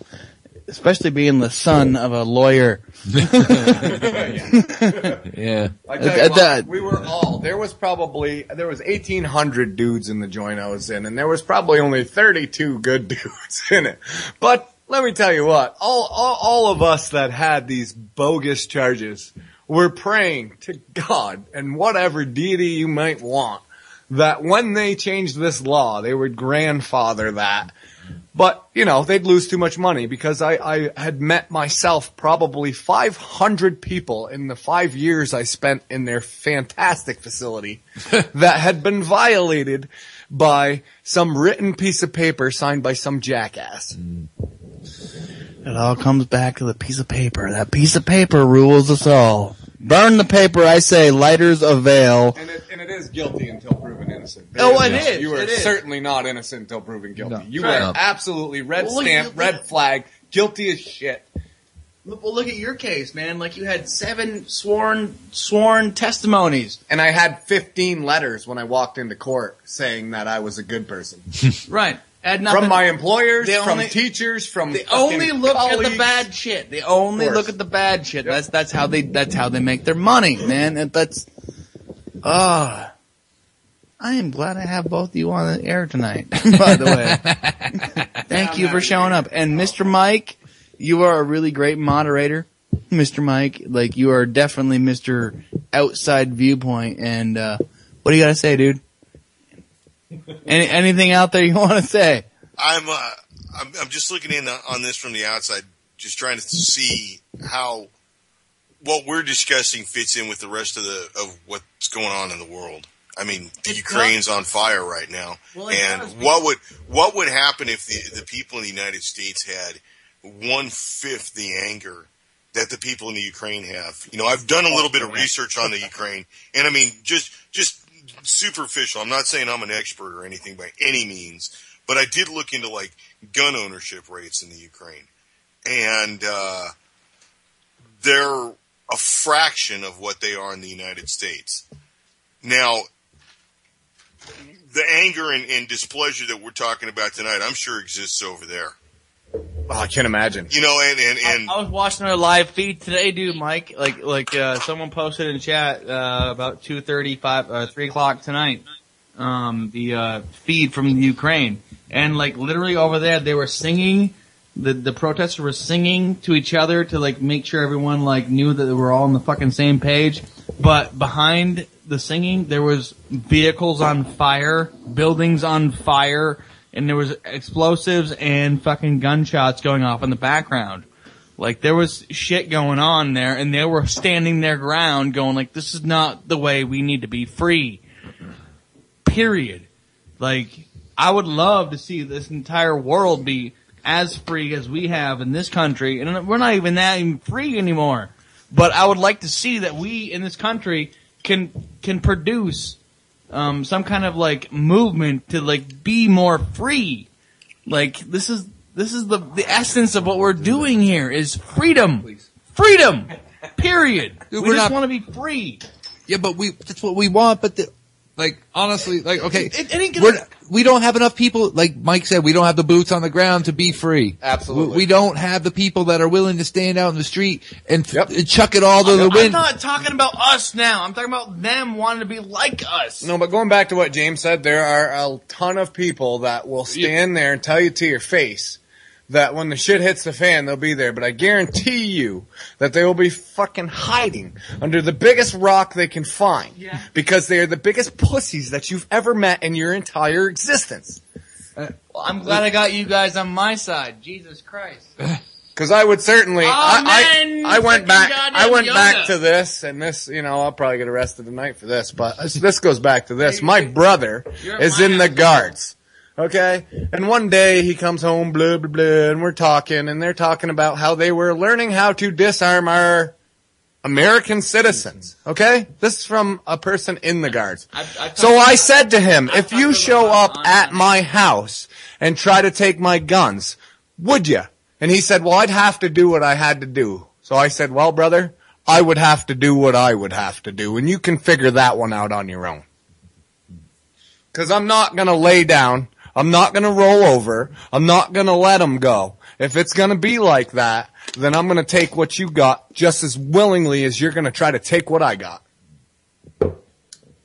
Dude, like, I totally agree with you, dude, and I've actually talked about your brother on air. I will die before I go back to jail. And that's the way it works, man. It's the way it works. Like, I don't care if it's like frickin' the National Guard or whatever. Like, he's brainwashed. He has no idea. Brother. He has no idea. That's my brother. I've talked to him plenty of times. He spends a lot of money brainwashing him. It's an investment. He totally didn't see anything wrong with it, Michael. No. Hey, I've got a brother in the military, and I'll tell you what, he's been in there for 18 years, and I'll tell you, it's only been in the last few years that he's become aware that things aren't as they seem. They're not as the mission statement dictates.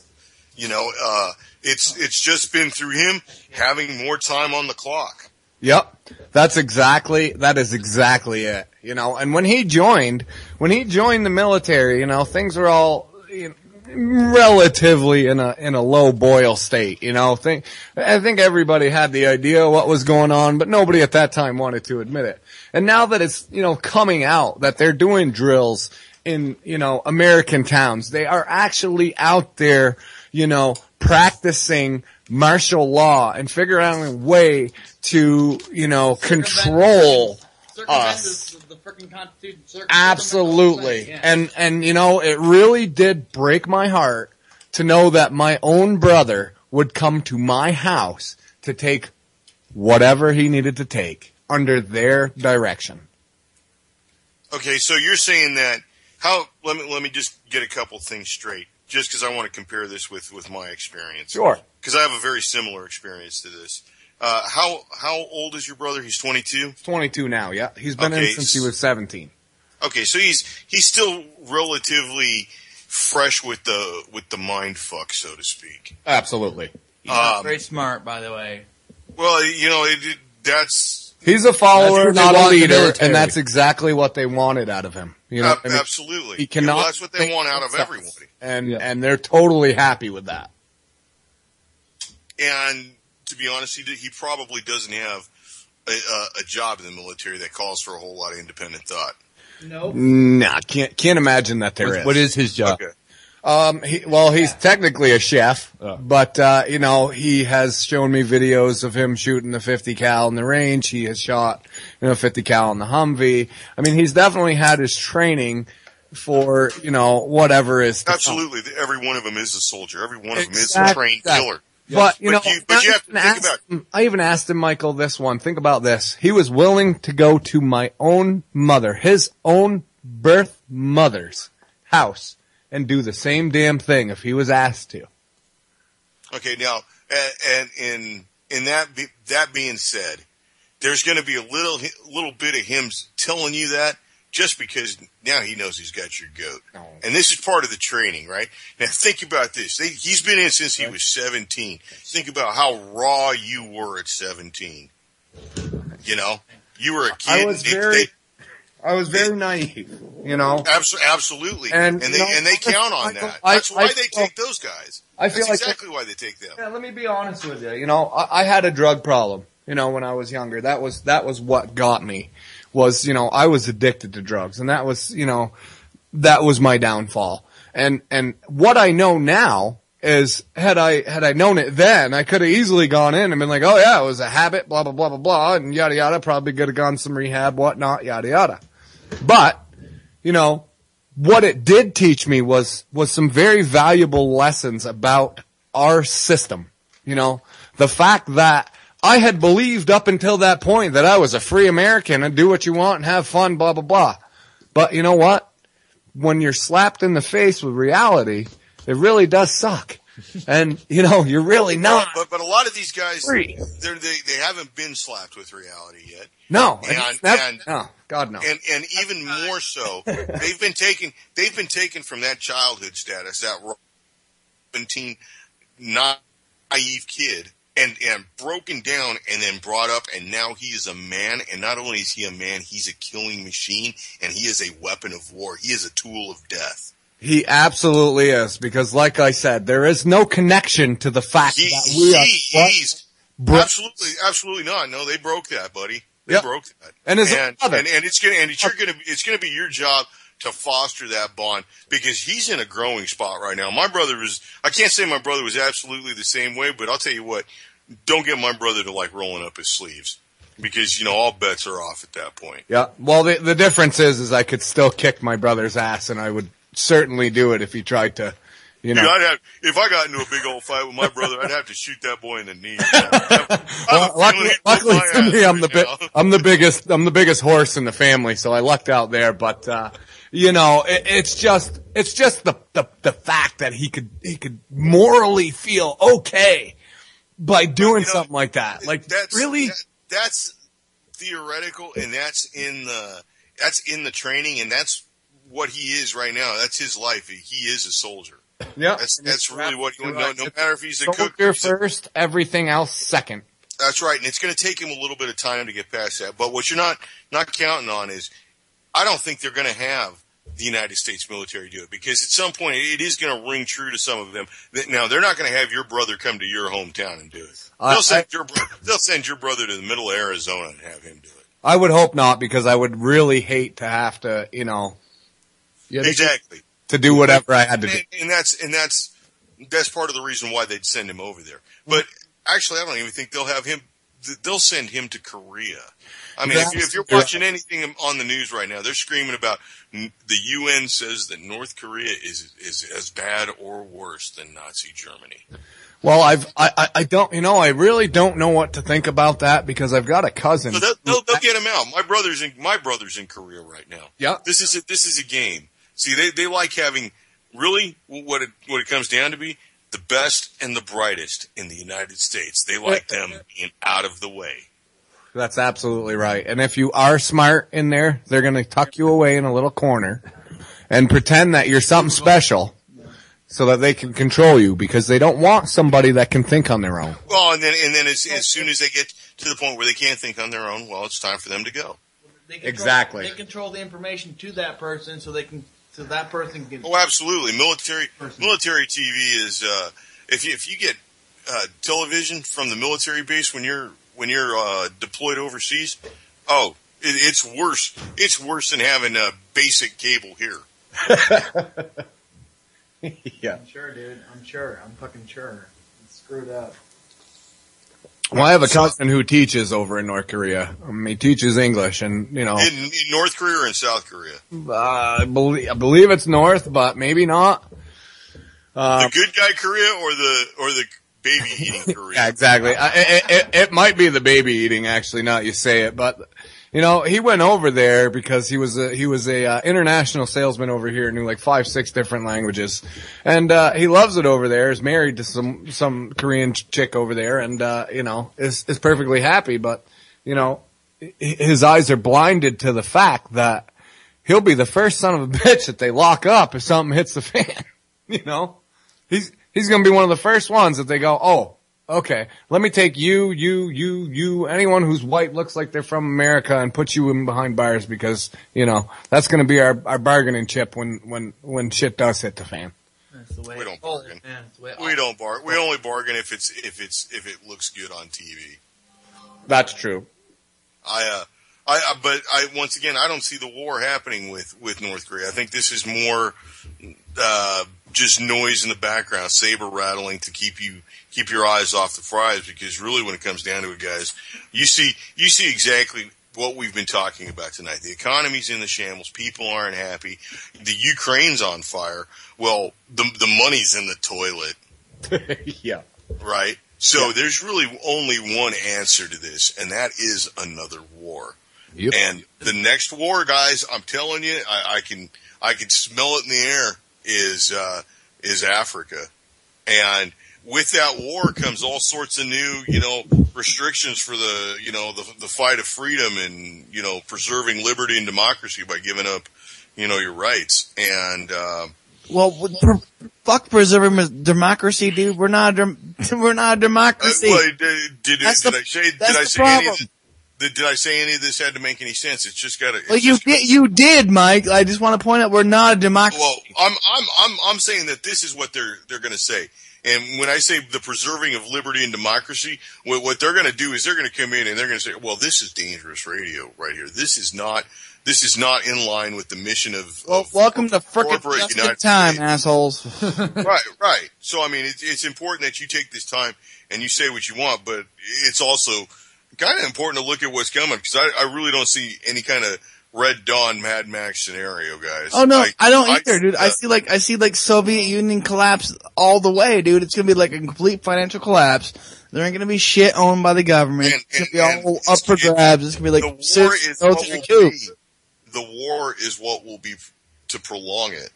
Keep stretching that dollar while that war machine cranks up. It's gonna be a dollar stretching fucking fest, and we're gonna be in the middle of it.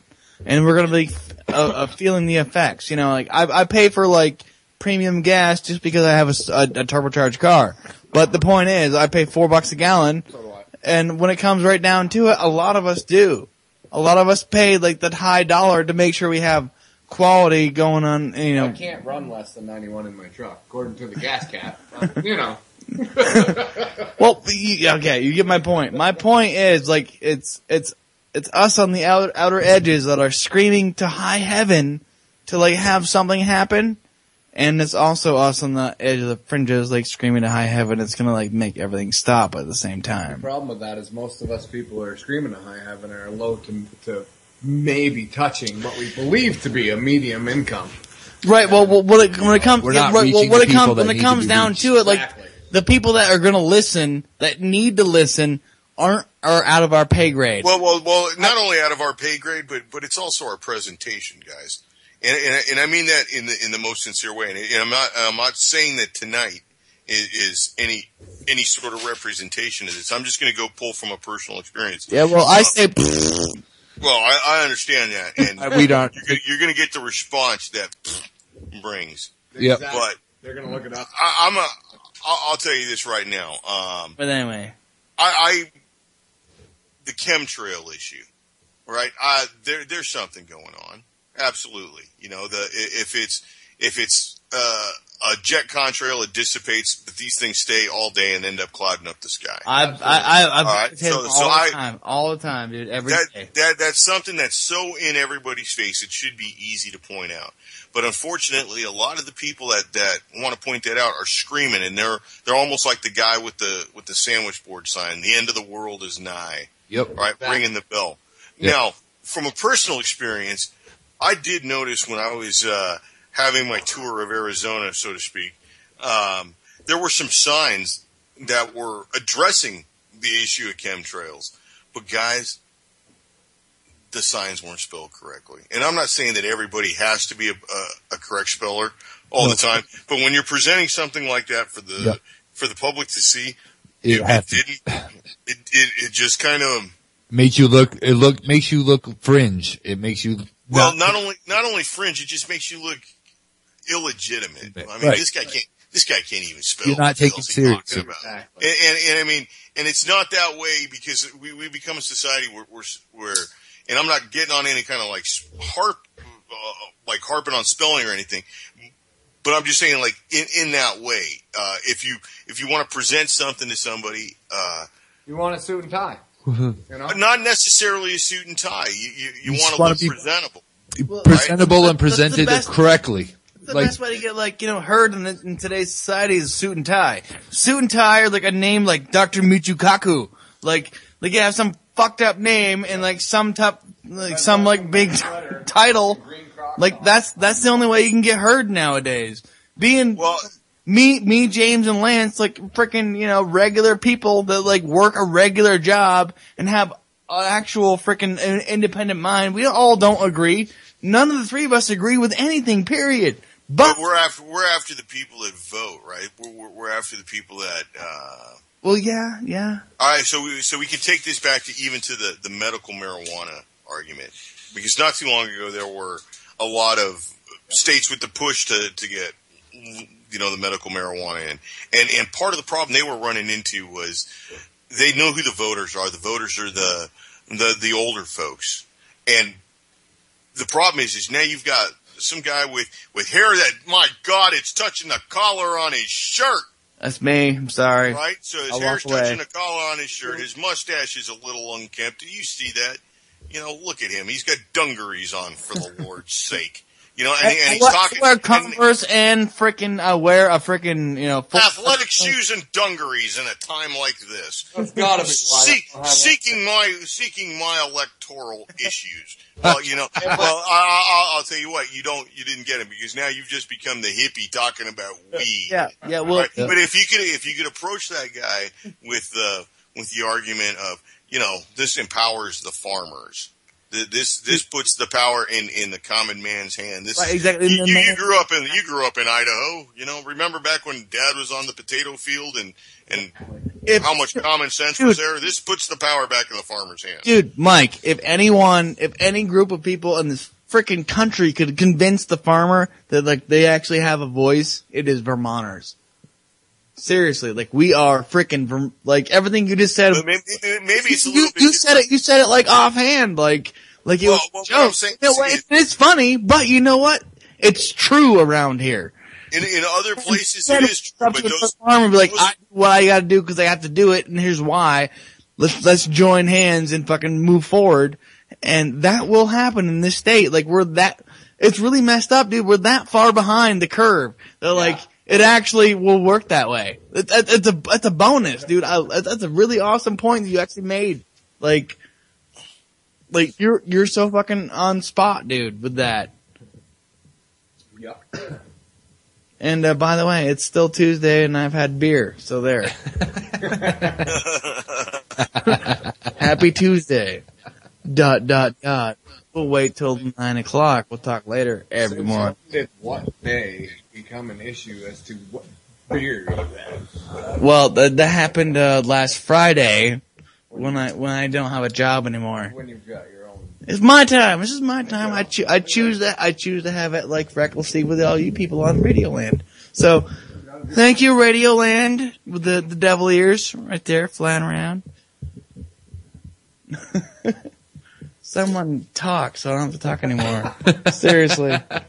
It's just, Hey man, the name of the show is Just in Time. So we're letting Justyn have his time, and there it is. No, it's just in time, not just in time. I know. Because if it was my time, it would just be like blah, blah, for like hours. Isn't that what it is anyways? Shh, don't tell anyone. Don't tell anyone. Don't let them know.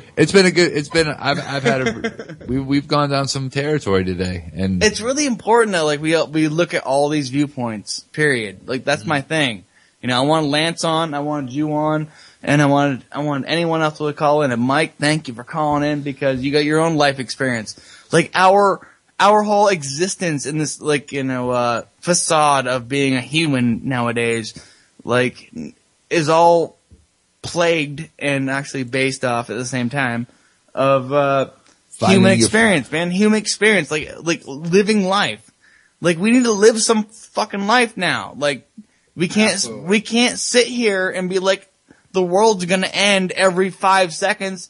We all have a life. We gotta live that life because otherwise it was all for nothing. Like imagine if the world ended in the last 20 years of that world ending. Everyone was like, "Oh, my life sucks," and that was it. There was no actual life in between. It was just like, well, I didn't do nothing but go to work and came home, and that was it. Like I would like to think like with all the acquaintances and like all the people I've met that like made a definite like change in my life. I would like to think that like they were a part of it. So let's all just think positively and move forward, but also figure in the fact that, like, I don't think we can actually change the system at this point. It's too far gone. Like, kids don't know how to shake each other's hands to say hello anymore. It's all done through Facebook. I mean, really? My kid doesn't know what a fucking CD is because everything is a download to them. You know? Well, you're capping it off, man. You're capping it off. Like everyone listening to this network right now, and everyone in chat, and everyone on air right now, we're actually operating within a past paradigm right now. Absolutely. Like it's actually pretty scary when you think about it. Like, well, wait a minute. It's 1994 and we all like each other. We're all alive at this point and we're all like, you know what? Yeah, let's all be real. So let's all be real. They'll have no idea of what 1994 was because they're born. They were born in 95. Dude, I know. They have no recollection of any time before the police state.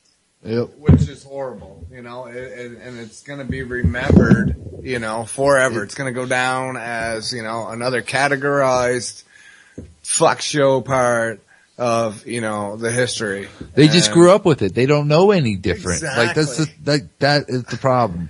They don't know what street lights are, when the lights went out, you went home.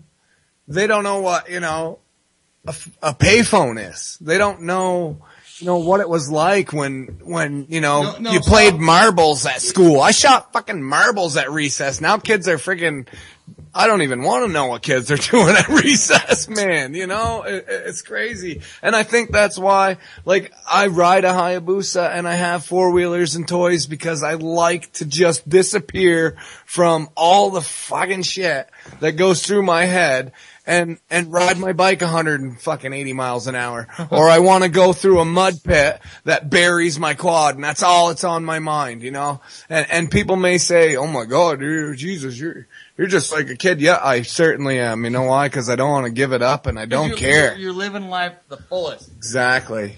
I know what's going on. Do I want to go and frickin' air raid my kids and do test drills with them? Well, it's probably a good deal. It's probably a good idea. I don't yet, but, if I'm behind the curve and some shit like that happens when I'm left totally unprepared, well, I'll either have to improvise or die. But I certainly know the woods behind my house. I ride my ATVs and motorcycles, and I sure the hell know how to survive out in the woods.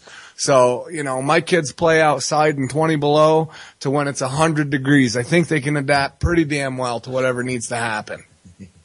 Amen to Vermont. Yeah. Pound it, yeah. Vermont, pound it.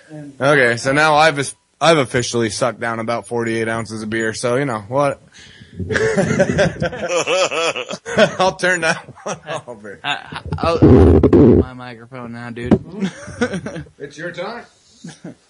So, thanks for having me. So, well, yeah, dude, I want to say right now we're down to the last, 8 minutes, probably. And, Mr. James, Mr. Mike, and Mr. Lance, I really appreciate you guys coming on and talking some realness. But we do have some time to fill, so if anyone wants to talk, throw it out there. Because, I just ranted for a while. What we have to focus on right now, I think, as a movement, quote unquote, air quotes. Just stop with stop with the whole movement thing. Everybody just personalize. The movement is marketing. Yes, I'm doing exactly. It's all about selling something. So I don't believe that there's any kind of movement. There's a bunch of people that think along the same lines. Well, yeah. Well, everybody needs to handle their own. Shut up for a second. No, we were round tabling, my brother. Right. God damn it! We're all around. You tag out. And there's the spear and the stool. So yeah.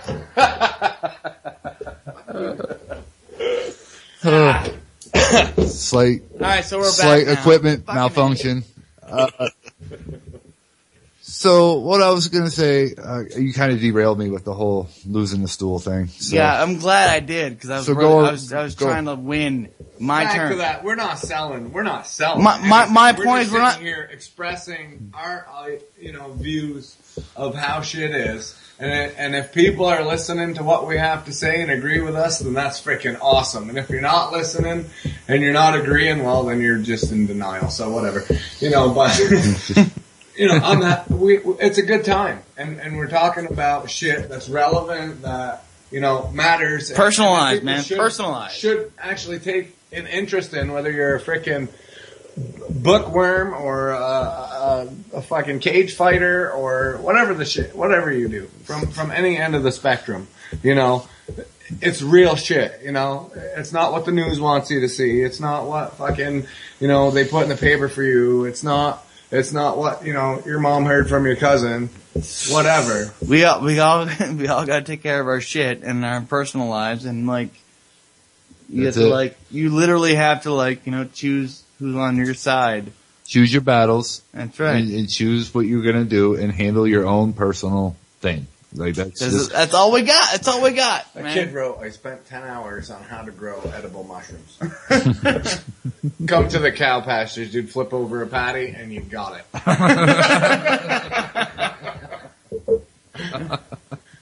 Shit. It's been 3 minutes. Jesus Christ. I can't fall over Michael, again. you got anything to say?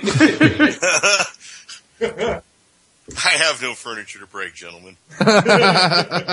Yeah, I already broke the furniture. Come on, Mike, say something, dude. All right, well, tonight, after this show, if everyone sticks around, we got Jonathan and Steven, and then we got Jeff Wefferson, and then we got Primer Time with Michael and Dan, and then we got Prepper Chicks After Dark, which is going to be awesome. So anyone that wants to get enlightened, you stay here on the network tonight and you listen.